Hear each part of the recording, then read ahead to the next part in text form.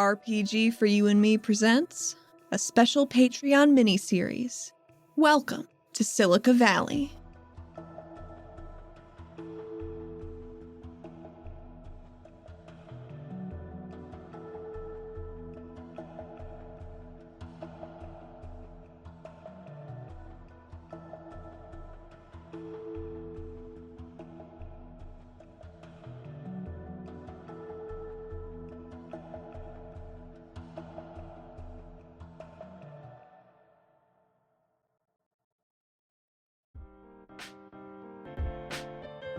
Little Silica's back and he brought trailblazers.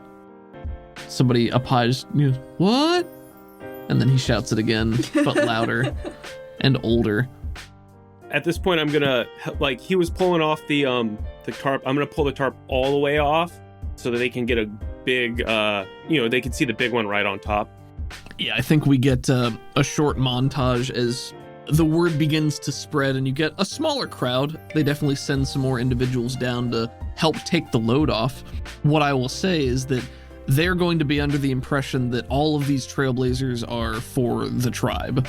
So you had previously said that you were going to hang on to one of them for Vigo. I don't know if that's still true or not, or if you want to get everything done and dressed here, but then just take some of the stuff back to Vigo. I'm not sure how you'd like to do that.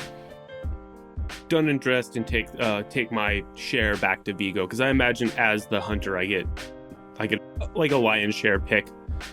As the one who brought in the catch, you certainly get first dibs on any of the individual trophies or items that you'd like. It's probably generally expected that the majority of the supply is going to go to help everyone, if that's the reason you brought it back. So the meat, the skin, most of the feathers and all that.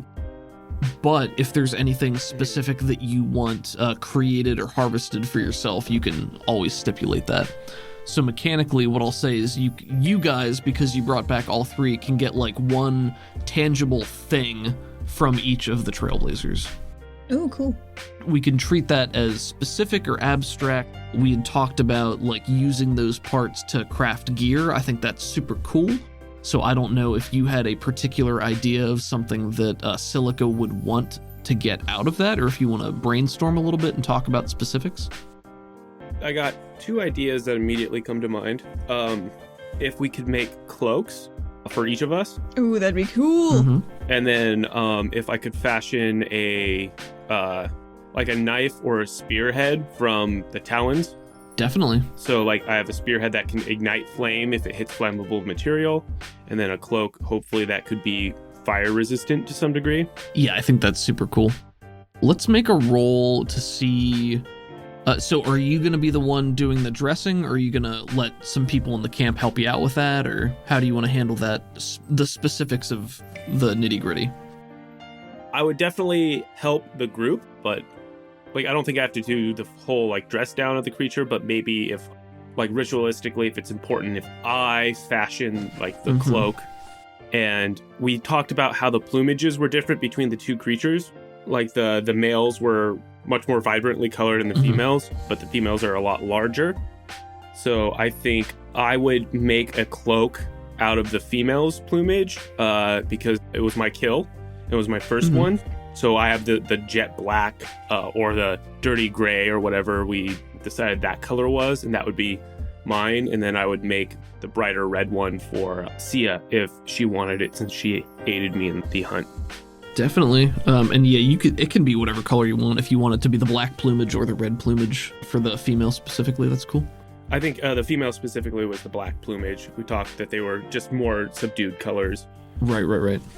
For either of them, do they have that oily sheen to them, kinda?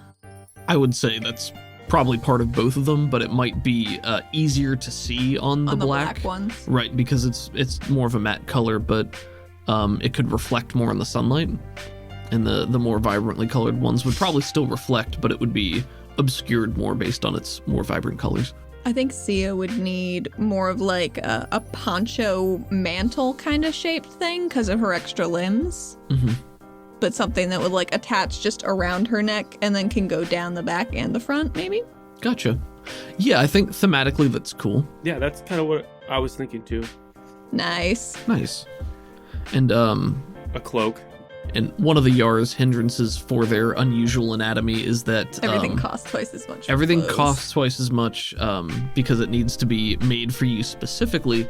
But because that's literally what they're doing here, I think you being there means they can tailor cut it to fit you in an appropriate way. So I'm not going to worry about that, the specifics of that. Let's say, and I agree with your assessment that if this has ritual significance, then Silica will probably have some involvement in the process. So if you would like to roll your survival as a support for the main role that the person doing the preparation will do, we can factor that in.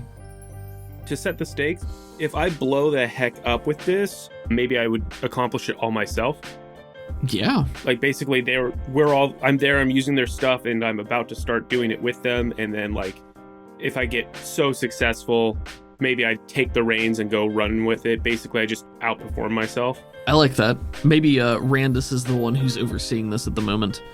So he's going to be there to just help you with direction, knowing that, you've never really done this before, and that's kind of the whole point of this circumstance.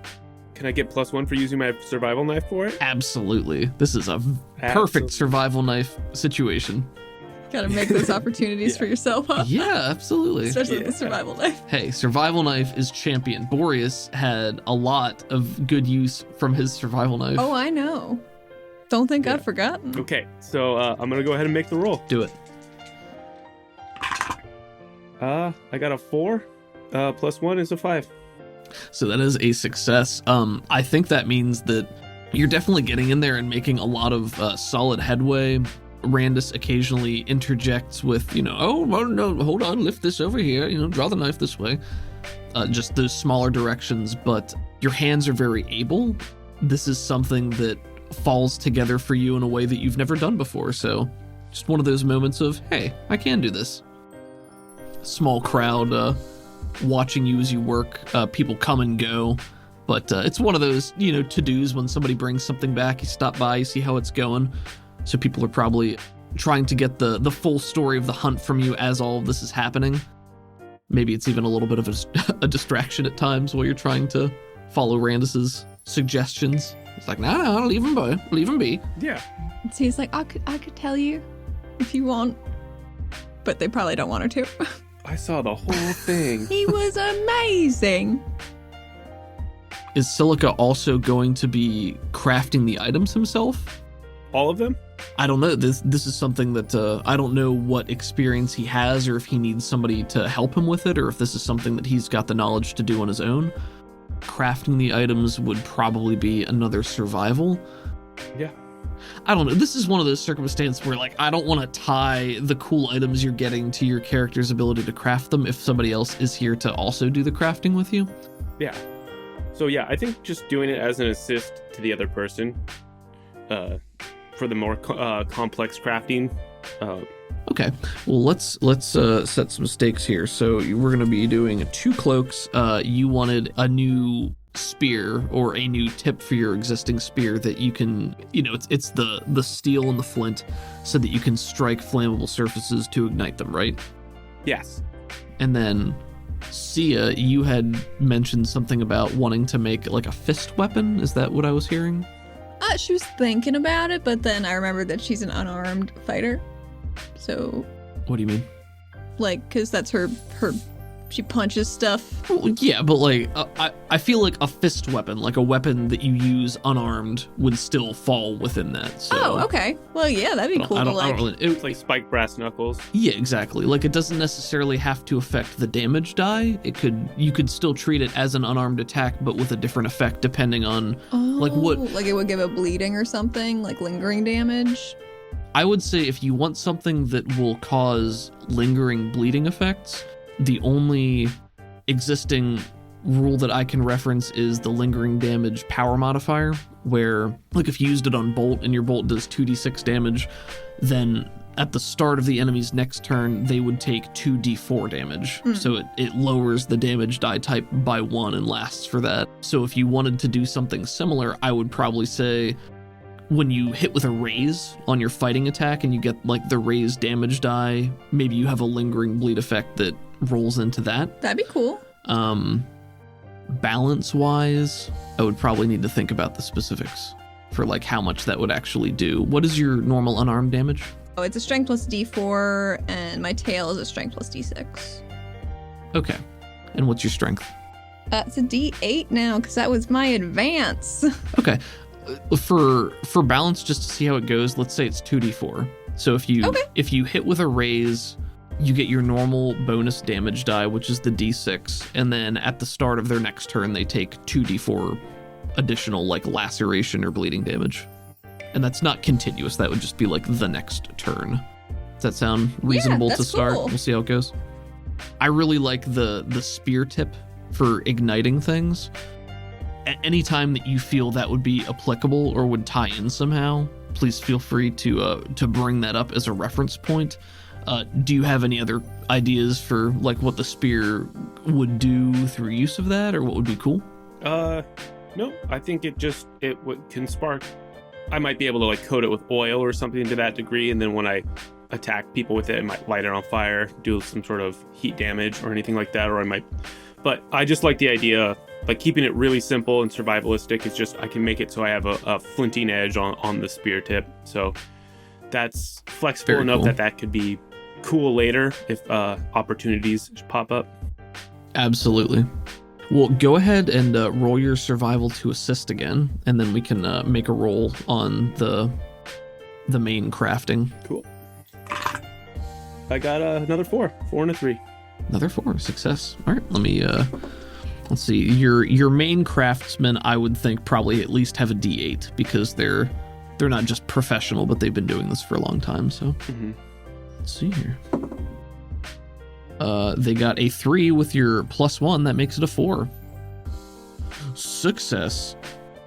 So as an abstraction, I think that means that over, and this is a more general period of time, so even if it doesn't happen in one sitting, you assist them in further taking apart all the items and manufacturing the super cool Trailblazer cloaks for yourself and Sia.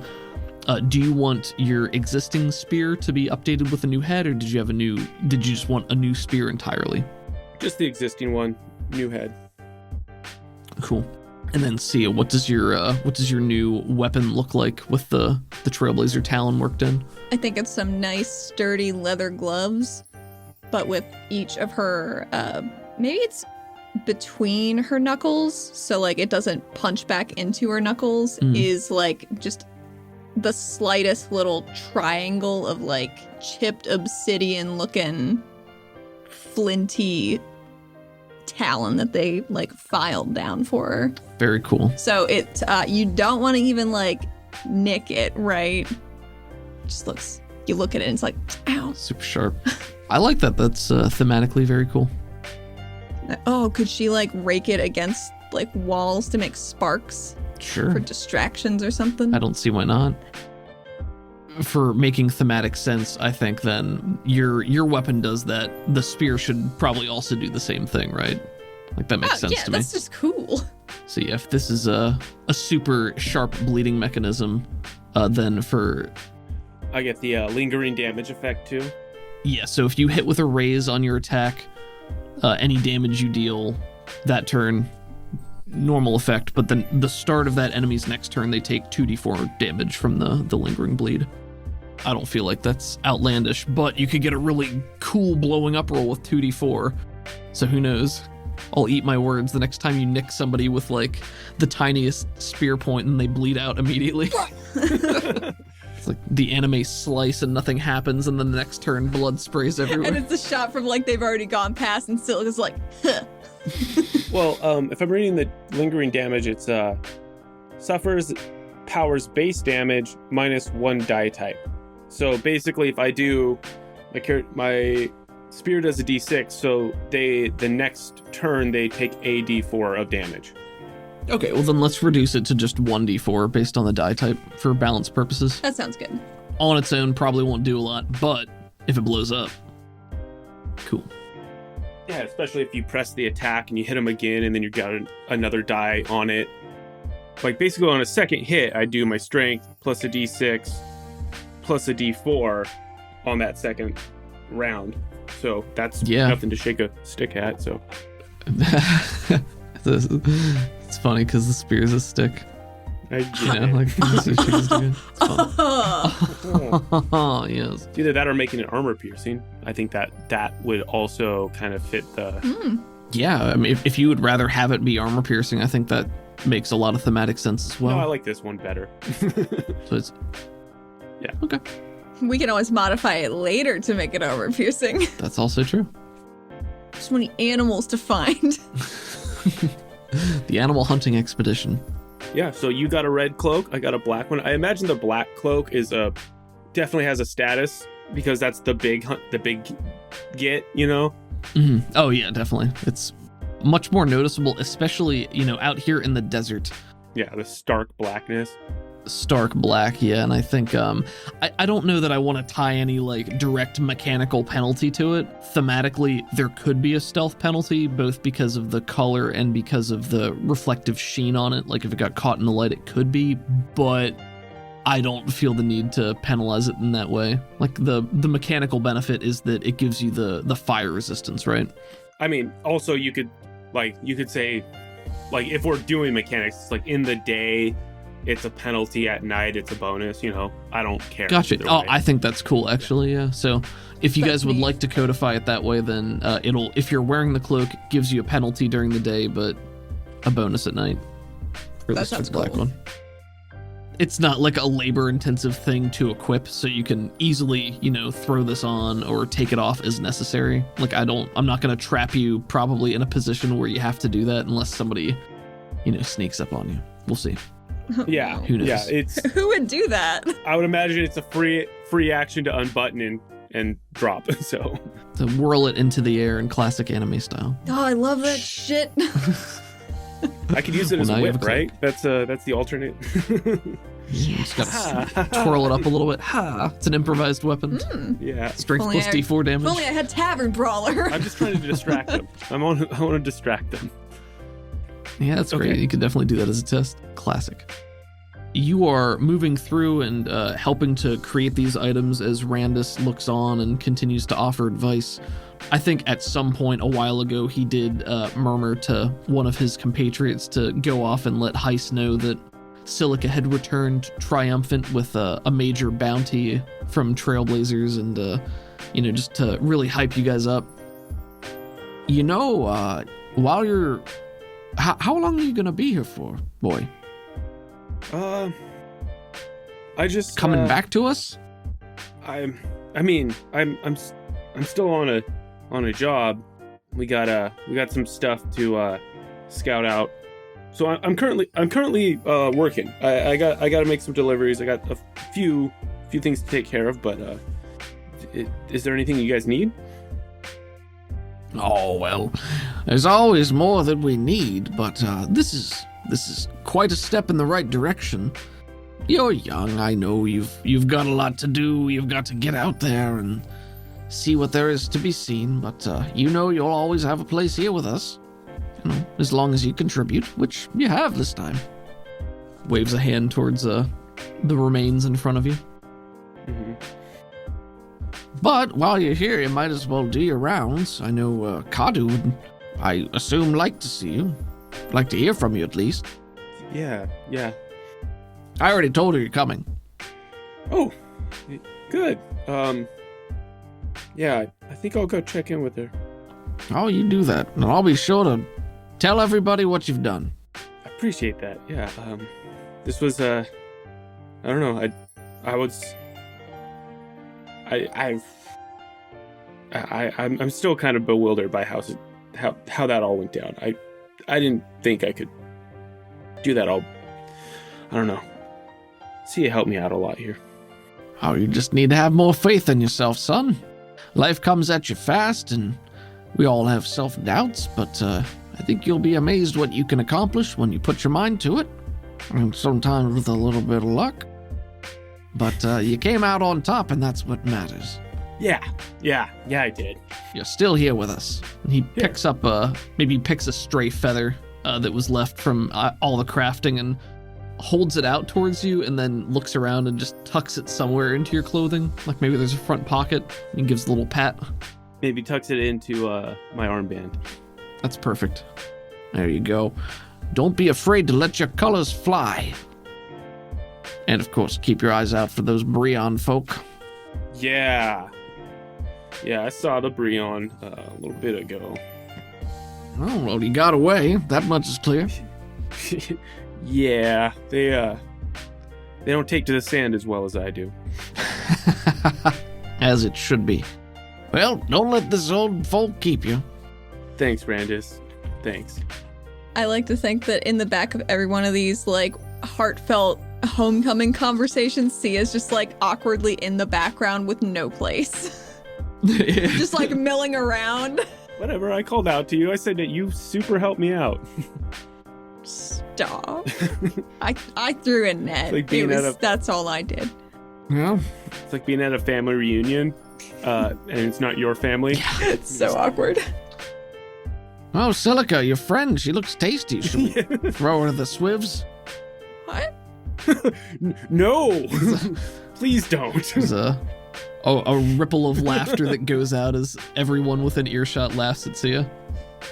And it's like good, good-natured laughter.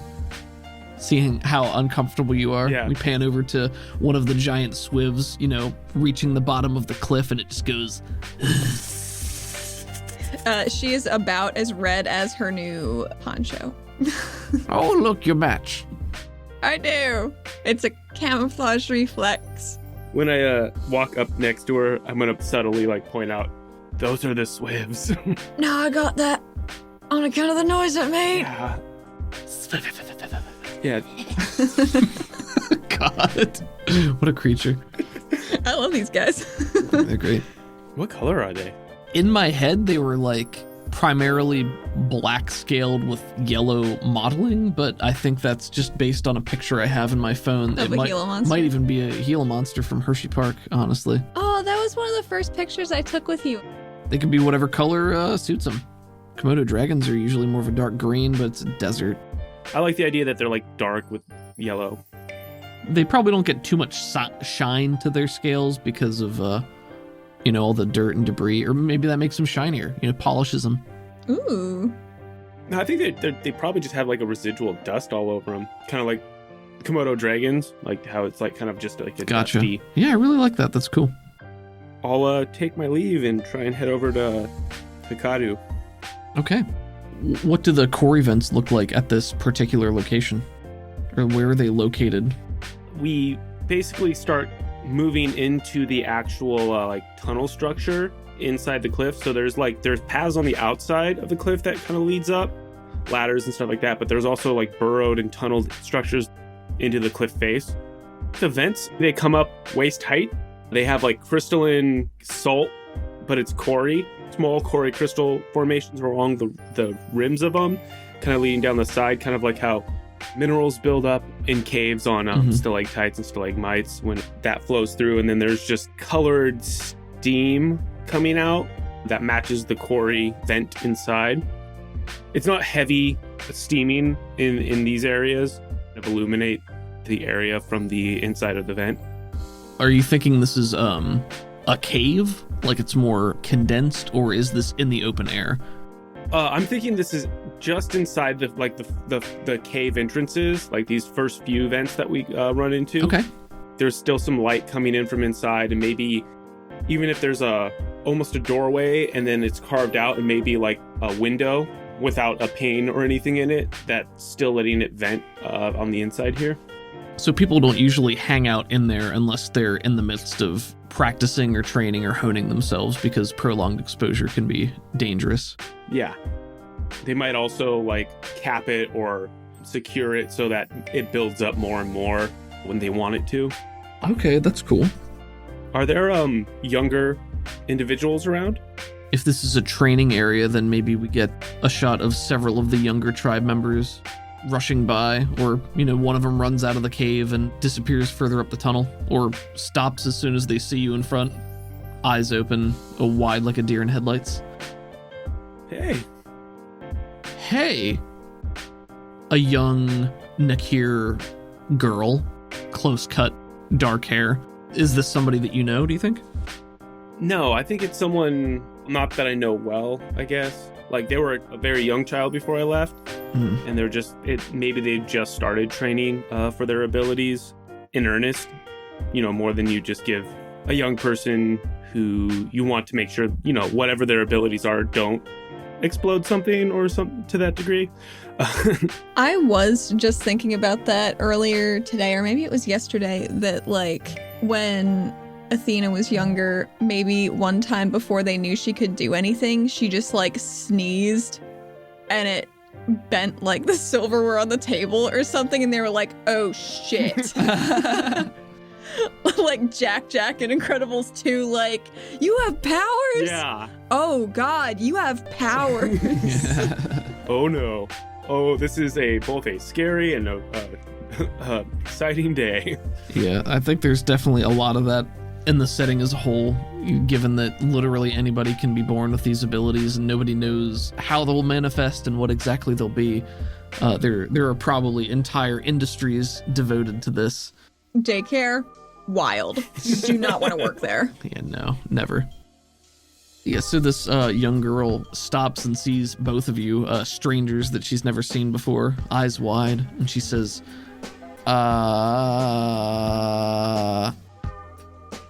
Hey, do you know where Kadu is?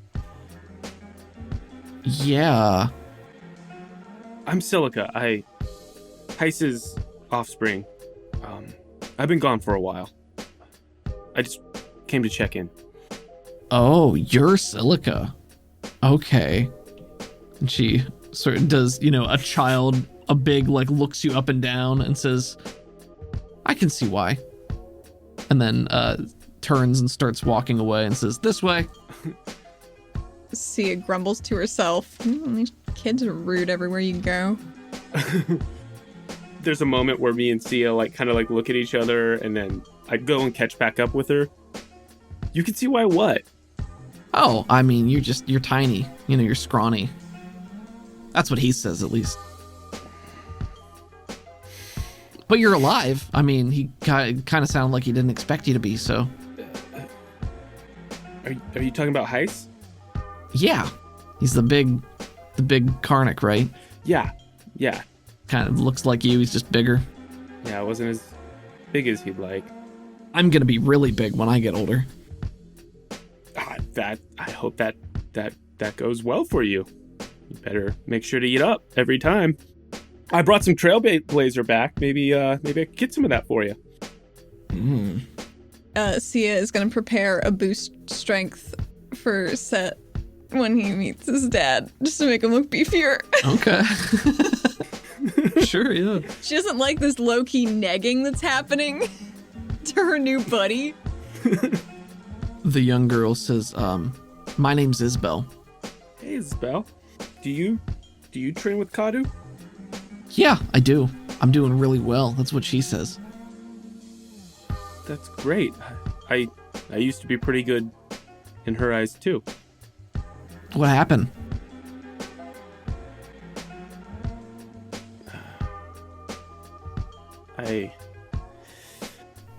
Did you forget? No, somebody got hurt. Oh. And I needed to leave for a little while. And you're back now. Yeah. Zeph, he asked me to help out. Oh, I don't like Zeph. He scares me. He just looks so mean all the time, The wind will do that to you. Squinting a lot out there. You ever been in a car? A car? Yeah, a truck. An automobile. Like Zeph Scott. Yeah, we have those. I've seen them. They're loud and they smell kind of weird, but not as weird as a Swiv. Have you gone real fast in one? How fast do they go? I can go faster. Swivs are slow. You know those the Beetles? Yeah. I can outrun those in my car. No, you can't. Yeah. I saw him do it. I was there. You're lying to me. No. I'm gonna tell Kadu that you're lying to me. You can tell Kadu. She'll tell you that cars can do that. Some of them. Maybe not Zivs. All right. Said show her a sand thing. But she loves that. What can you do with what's Kadu teaching you to be better at? It's a good question. Allie, what can Isabel do? Isabel can... One thing she can do because she's a kid. She can make ice. Okay. Out of water in the air.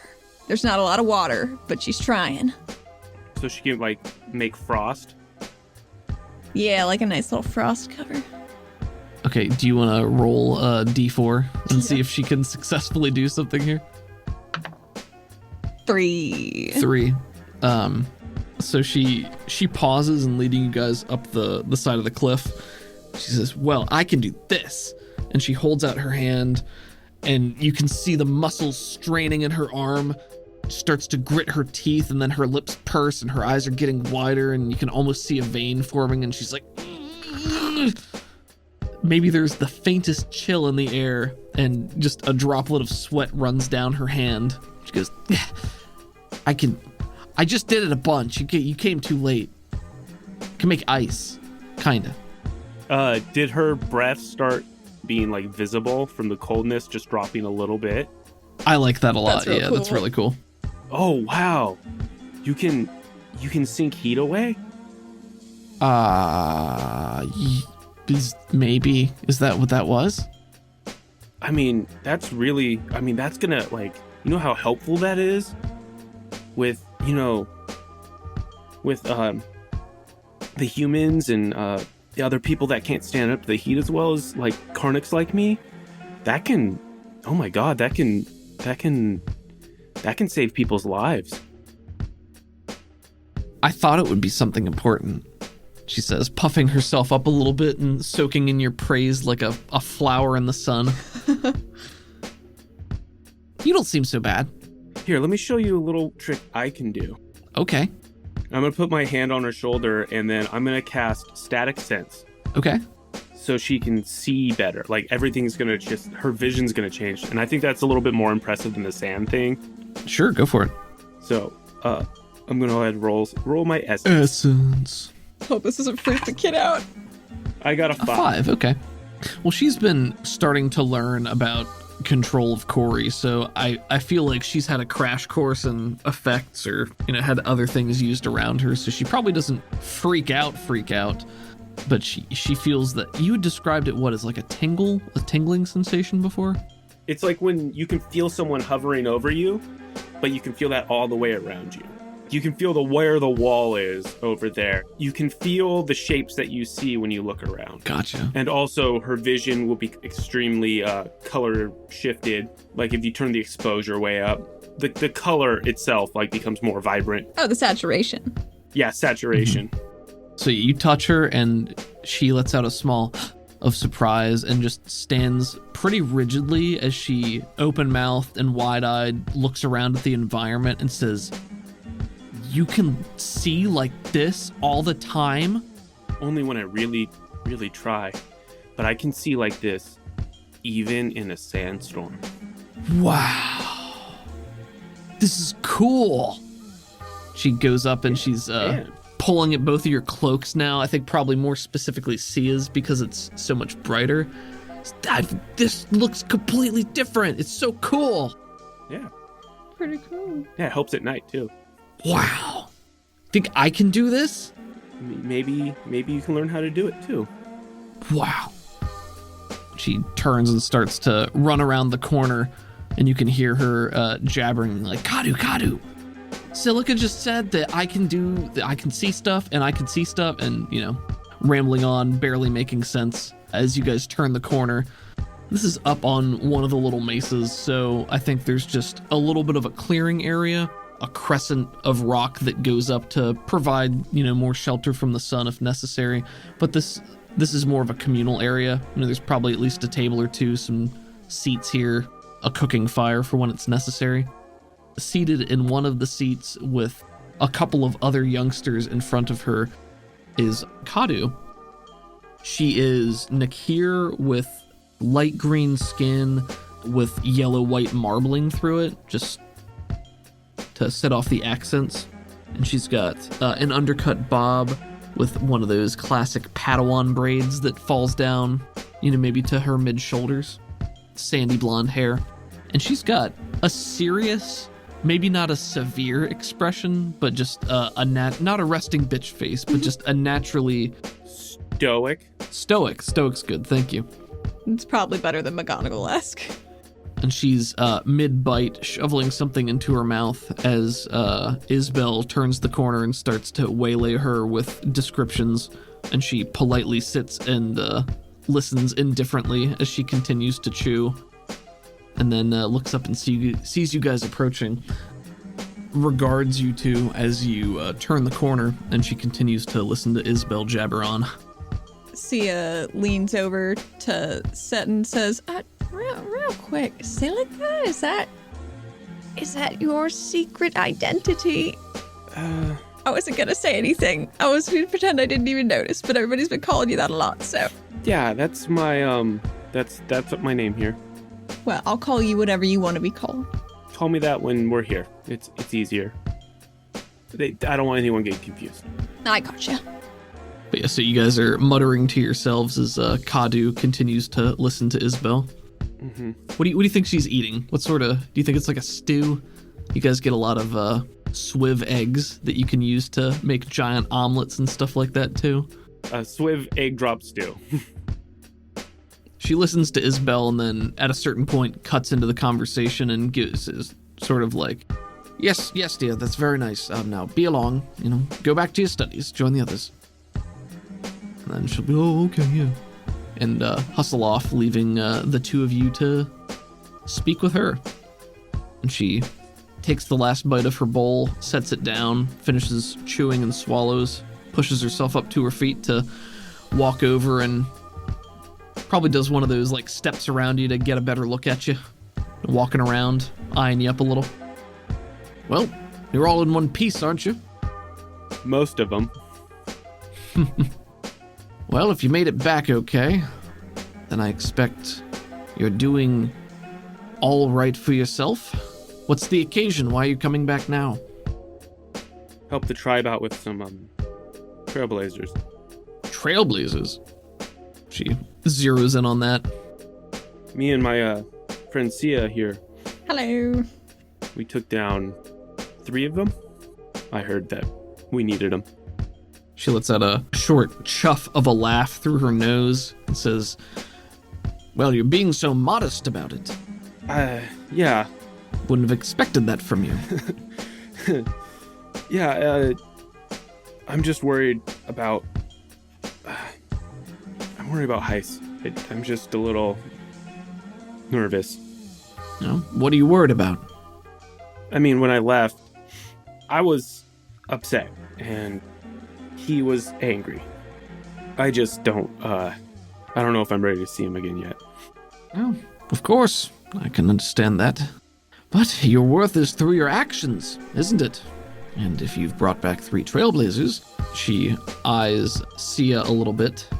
Whether you acquired them directly or through other means, still speaks for itself. I got these. Shouldn't shortchange yourself on that. Oh yeah, I hunted these. Shot one and killed the other ones in a pit. I saw it. I was there. She's willing to certainly take your word on it. She threw in a catch-all just to be like, just in case you're lying to me, but I don't care. Yeah, but I just like, I kind of like get that defensive puff up a little bit. Like, no, I hunted these. Oh, of course you did, boy. Of course you did. And she pats you fondly on the shoulder. Well, this is certainly more than was expected of you, at least since anyone has heard anything for quite a long time. You're just passing through, or you're here to finish your training? I do want to train with you a bit. But there's some things I'm actively pursuing right now. But I have some time. I thought since I took care of this, and I'm a bit overdue for it, maybe I could get back to some of my studies with you. Quid pro quo, Well, That's the way of life, isn't it? Prove your worth, give something of value, gain something in return. Perfectly adequate. But if you stop by for more than business now and then, it might be nice. After all, it's been years since I've seen you. But no worries about that for now. And your friend here, what was your name again? Oh, I'm Sia. Sia. Is that a name? Is that how people name themselves? Where are you from, Sia? Not here. She immediately rolls her eyes and turns back to Silica. This is the riveting company keeping you from us, hmm? He was nice enough to take the job that I'd posted, because I'm just wildlife. Yeah, she's my employer right now. Oh, I see. Is this a spot inspection? You want to make sure he's up to snuff, so you come and poke your nose into our home? Is that it? I was just in the same Jeep. I brought her here. Now, of course, I trust you, boy. Don't worry. Keep an eye on you. Points at... See? Yeah, Zeph needed me to bring stuff here, so I asked her to come along with me. Any employee of yours is a friend of ours, as long as she's trustworthy. So far. And if she brought us supplies, then I suppose she is. Big, tasty supplies. She helped with the hunt. That's why I gave her her cloak. Yes, it is rather eye-catching. Dressed finer than some here. Useful. To the hunter go the spoils. It's our way. How's the training been going? How are the kids doing? Oh, some of them are doing quite well, like little Isabel. She's very talented. And some of them are... Well, they're awful, but they need to gain a modicum of control, and that's what I'm here for. A modicum, if nothing more. How have they been surviving? The same as they've always been. We haven't had anything too... What's the best way to put this? I know there are accidents and it's dangerous out here, but the young ones are doing well. We stay on the move. We keep supplies coming in. It's good that you came when you did. Fuel reserves are lower than they've been in a very long time. I hope that's not a portent for things to come, but who can say? Yeah. But I got my own truck now. really? Look at you, boy. Your own truck, bringing back 3 trailblazers at a time, a big city employer. I've never seen a city before. Yes, I certainly believe that. I don't know why she's lying. She's worried. Yeah, like your undergarb is still like much cleaner looking. It's clearly manufactured rather than handmade. Like you don't belong here. Well, my one hindrance is outsider. So, yeah, it's appropriate. Yes, I don't imagine you'll find any secrets worth peddling out here. Don't worry. We're just a bunch of nobodies minding our own business, so best you do the same. Fine, I'll be over there then. I didn't say you had to leave. I'm going. I said keep it to yourself. She walks over to the cliffside, just looking. Don't get too observant. close. I'm fine. A stiff breeze. She walks back just a little bit. Oh man, it'd be really funny. Like she goes to the cliffside, she says a stiff breeze, glances back, and then when she turns around, one of the swifts like just crawls across the front part, like right up and over, and then continues upwards. So she like turns around, it's just this big lizard, just and then like there's like a rider on the back, just like waving. It's great. Up, up. He nickers at it, moves it across. Also, I do know that Sia has Wall Walker as a Yara, so Yeah, like if she's not worried, but... as long as she's like able to grab on, that's the main thing. And she's got the reach with her tail, you know. Yeah. I like the dig it in image of there. you stabbing your scorpion tail into the cliff and just dangling from it, swaying in the breeze. That'd be a really fun flex. It's like, oh, be careful, don't Right. fall. Oh, you mean like it just walks over the side? Oh no! Like Aladdin. If she was more daring, she's not. Aladdin stepping over the balcony with carpet there. What? Whoop. Kadu turns back to you, Set, and she says, do you have time now? Did you want to rest for a while? What can I help you with? I got some time right now. Maybe if we can train for a little bit, see where I'm standing. Maybe offer some pointers. Of course. You can always improve. I haven't seen you do anything, and you've been gone for years, but even I know that much. Would you like me to, roll an essence die to use some of my powers or anything to that degree? Yeah, so, let's talk about, what you guys do for training specifically. She would probably... she'd probably want to get a gauge on, what your capabilities are now. So if you'd like to activate some powers and tell me how Silica is going to present his mastery to her at this moment, and then she can maybe get a better game plan for what you need to focus and work on. I'll just start off with my really basic skill, which is the sand cloud, and just start reach into my pocket and pull out a handful of sand and then hold it up and let it start draining out of between my fingers, and then having that start to billow into the room and start moving around and whipping around and just lowering the light in the room for starters, going from there. Very cool. Okay, go ahead and roll to activate first. And you guys are in one of the vent rooms now? Yeah, maybe if she was eating up there and then we walk down to the vent room, I could start. She dusts off her hands and starts leading you back down around the tunnel entrances. She says, your friend can come with us if she likes. I think Sia follows along like a puppy who's been lost because she doesn't know where to go or anybody, so she just kind of tags along at a distance. It's like look in through the porthole window while the gas is hitting you in the face. Oh man, if she sees unfiltered core events, she's gonna be like, I am not going in there. Yeah, she has no interest in going into a room filled with unfiltered Corey. She's like, you can get folia from that. I'm not going in there. Yeah. Well, suit yourself. Wait outside. If your body's not tempered for it, then it's probably best for you anyway. Best for everybody. You shouldn't be breathing that. Well, maybe a city slick like you with your dirty air. Goodbye. You and your dirty lungs. That's good. The Corey can only stick to pollution, so if you just never get into She's pollution... like, you could eat off my lungs.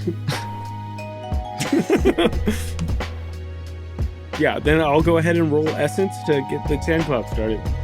When you're in this room, you probably get a +1 to activate just because you're immediately exposing yourself to it. So you can feel that extra surge of power in the air and through your veins. 8 blows up to a 10 total. Success of the raise. So that's a success, yeah. And that would make the darkness in the room 6. Yeah, it's literally pitch darkness. There's no light left. So you guys are standing in this room. The gas that's coming out of the core events, are they different colors here, or is it all one color, like one type? Odds or evens? Odds, it's all one color. Even, it's different colors. So maybe there's a light couple of shades here, red and yellow, just light billowing in the air as you're doing this. I'm imagining this room is more circular, and they probably have some props in here for training purposes, but they've hollowed out some of the cliff face to make this little area. And you activate your abilities, you create that blanket of granular material that just completely blots out any light. And as she's watching you go through the motions, she's walking around you, just watching your form. She'll occasionally step in and just nudge your hand here or there to be more straight motions. But especially as you completely blot out the light, she would look impressed if you could see her, which I guess you could with your static sense if that's activated. I haven't used it on me, and I haven't used it on her yet. I was next. I'm gonna turn on static sense for me and her if I can make that roll. Go for it. But you just hear her coming through in the darkness and just saying, "Impressive, boy, impressive. Much power behind this." I rolled a 7. So yeah, we both can see through 4 points of the penalty, but not the other 2. I think that's actually cool thematically because she can see, but then she can still appreciate, the blanket of darkness for what it is. So it's almost like you can see through the immediate darkness between you, but at the edge of the bubble, it starts to fade into maybe a cloudy darkness. Like there's a little bit of light poking through on the other side, but you still can't really see what's beyond it. You can see, but it's still obscured with the sand that as it's moving and whipping around. You're getting more creative with your applications. This is a far cry from just moving piles of dirt. Very impressive. I want to use my abrasive aura so that the sand starts whipping in a way that could cause damage to anything that's adjacent. But I'm going to choose to exclude her, so that's the power modifier. Yeah. Selective. So that's going to cost me 5 power points total. So basically, like thematically, it's just the room's going to start like, you can start seeing that it's chipping away at the walls and at the material inside. To anything that's adjacent to me is just going to start scattering and sanding away. So basically, the cloud's going to start whipping faster and faster and faster.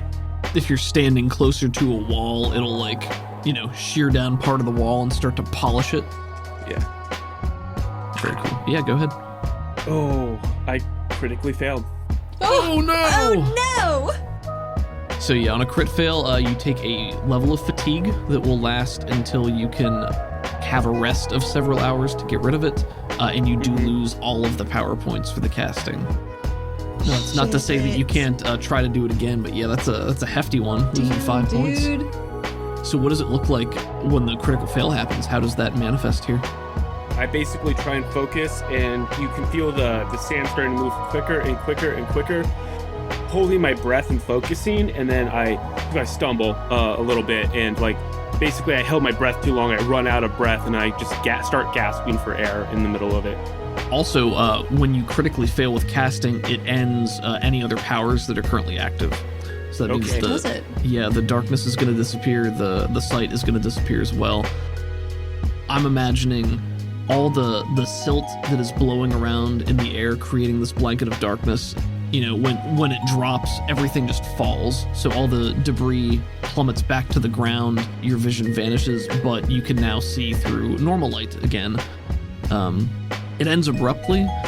Kadu glances around, moves in closer, places a slim hand on your cheek and moves your head a little bit. Looks like you've still got a way to go. You've got a lot of power back there, but you're lacking control. Self-confidence, maybe. You need to work on that, boy. I can help you. And I'm like obviously winded and listening, and I shake my head. Sprints are rare out here in the desert. It's an endurance trial. It's how long you can go, not how fast. Well, sometimes it's speed, but you know what I'm saying. Yeah. To build that endurance, I think we're in as good a place as any. Long-form training, getting your body used to the power, enduring hardships, sitting here by the vents, taking in the power, basking in it, resisting its effects will do you good. It'll be better over a prolonged period of time, but you can make do with what you have right now, I suppose. Yeah. Is that something that he would want to do here with her? Try to do that meditation? Yes, definitely. Yeah, like I think it would be a very good time to roll over into a training, if you need me to make any rolls or anything like that. Maybe as this is happening, we pan over to the entrance of the cave, and Sia, you see a very large, hulking form of a Karnak stomping their way up the side of the trail leading past the cave here. Looks almost exactly like Silica, just maybe 1.5 times the physical size. Holy shit. Slower, lumbering movements, has that same inexpressive face that has a glint of further severity in the eye. And maybe it notices you on its way over there and just pauses for a moment to glare at you. Hi. Just blows smoke out its nostrils and turns to the training room. Has to lean down through the frame a little bit and stomp in. Silica recognizes the form of his biological father, Hees. Looms in the door frame. Your darkness disappears, there's light again, followed only by standing in the shade of your biological father's shadow. Still can't hold control, boy.